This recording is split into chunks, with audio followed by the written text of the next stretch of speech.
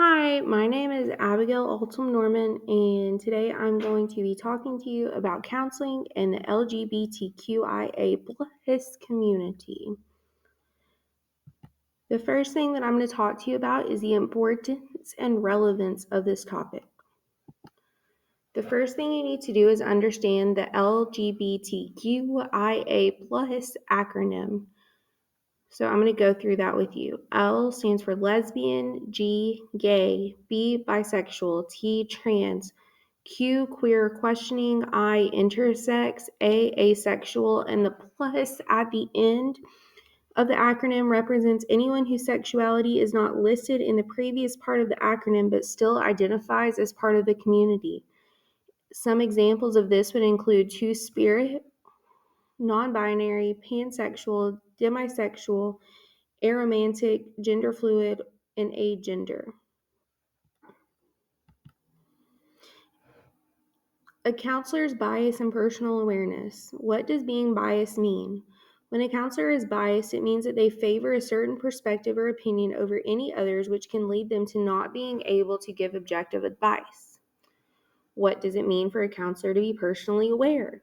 Being a personally aware counselor means that the counselor can recognize and understand their own thoughts, values, and biases, but despite that, they are still able to provide objective counsel.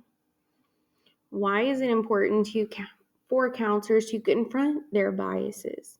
When counselors take the time to acknowledge and confront their biased thoughts, they can provide a more equitable and inclusive mental health care for their clients, and in this case, the students at their schools. Counselors that fail to recognize their own biases limit their ability to relate to their clients.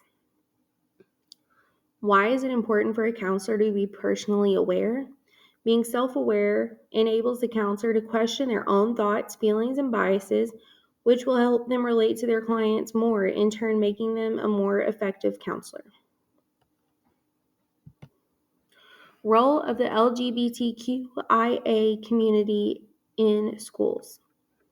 A school counselor should provide equal opportunity and respect for all students, regardless of their sexual orientation, gender identity, or gender expression.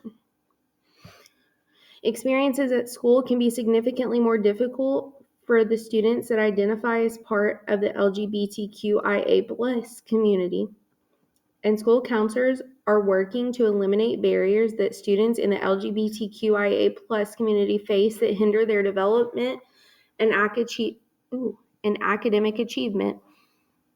So it is very prominent in schools nowadays, and it's even getting to be more prominent in younger and younger students.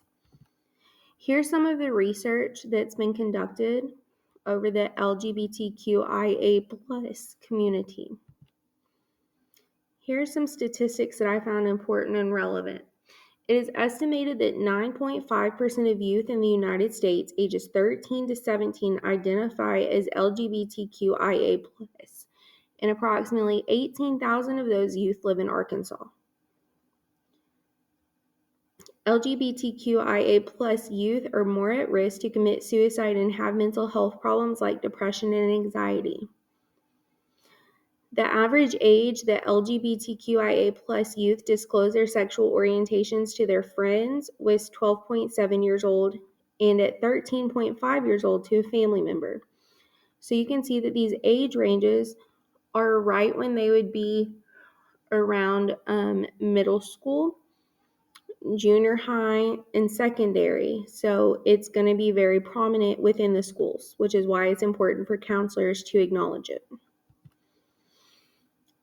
These statistics are specifically for LGBTQIA+ youth in Arkansas. Types of harassment and assault LGBTQIA+ students experienced in the schools from 2018 to 2019 based on their sexual orientation. 77% witnessed verbal harassment, 40% witnessed physical harassment, and 20% were physically assaulted. 73% of LGBTQIA+ youth experienced discriminatory practices within the Arkansas schools. The most reported discriminations included The first one was being reprimanded for PDA where their heterosexual peers were not reprimanded, which 44% of them witnessed. 41% of them witnessed not being able to use the bathroom that aligns with their gender that they have chosen. And 39% of them experienced or witnessed not being able to use a locker room that aligns with the gender that they have chosen. Anti-LGBTQIA plus remarks that were frequently heard in schools include the following. 95% of students in this community heard gay be used in a negative way.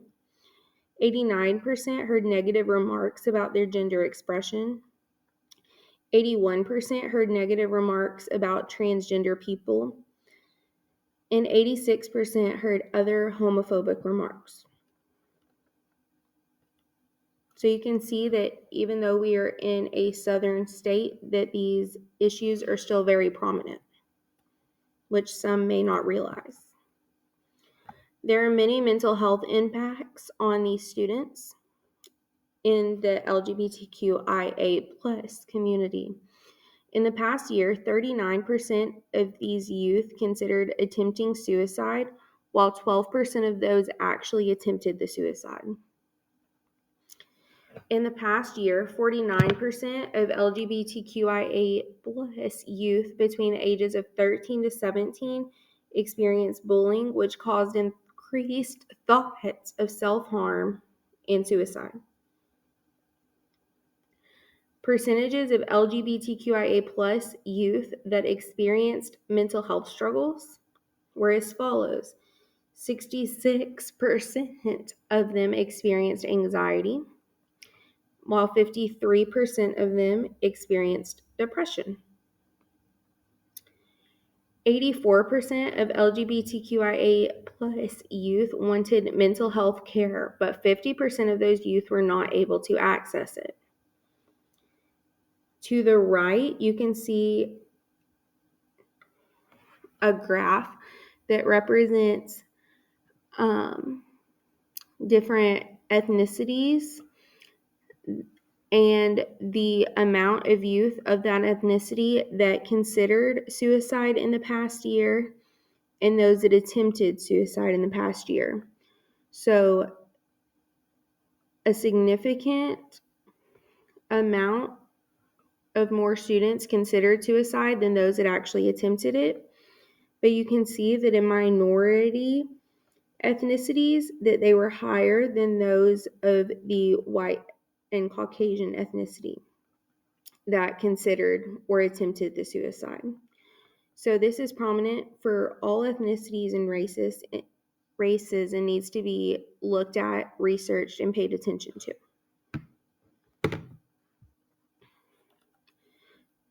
So what can we do to help the students that are a part of the LGBTQIA plus community? Here's our action plan. The first thing that I would do is start with the school staff. The school staff should recognize statistics that relate to the LGBTQIA plus community while they are at school. And these are all statistics that I found very important for teachers, administrators, counselors, and other staff members to acknowledge and have knowledge of so that they know how to better help their students. 46.1% of LGBTQIA plus students have reported that they feel unsafe in at least one place at school. 59.4% of LGBTQIA plus students have been teased, bullied, or treated poorly at school. 23.3% of LGBTQIA plus students reported that when they told a staff member about being bullied, that the adult did not help them at all. 32% of LGBTQIA plus students in Arkansas regularly hear staff members make homophobic remarks, and 46% of those students hear a staff member make negative remarks about someone's gender expression. 32% of LGBTQIA plus students in Arkansas reported that staff members do not respect their chosen name or gender pronouns. So there are some simple ways that staff members can make a difference, like helping students when bullying is reported to them, simply using their chosen name and gender pronouns, and being more cautious about the words that they use and that they allow students to use within their classroom in the school building.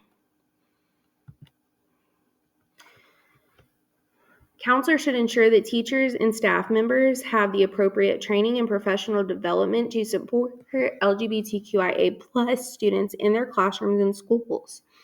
Some ways that they can do this are, these are ways that teachers and staff members can help the students and acknowledge that the students are safe by posting LGBTQIA plus affirming symbols like the pride flag, or this is a safe space for all, affirming symbols to show that you are creating a supportive and safe space.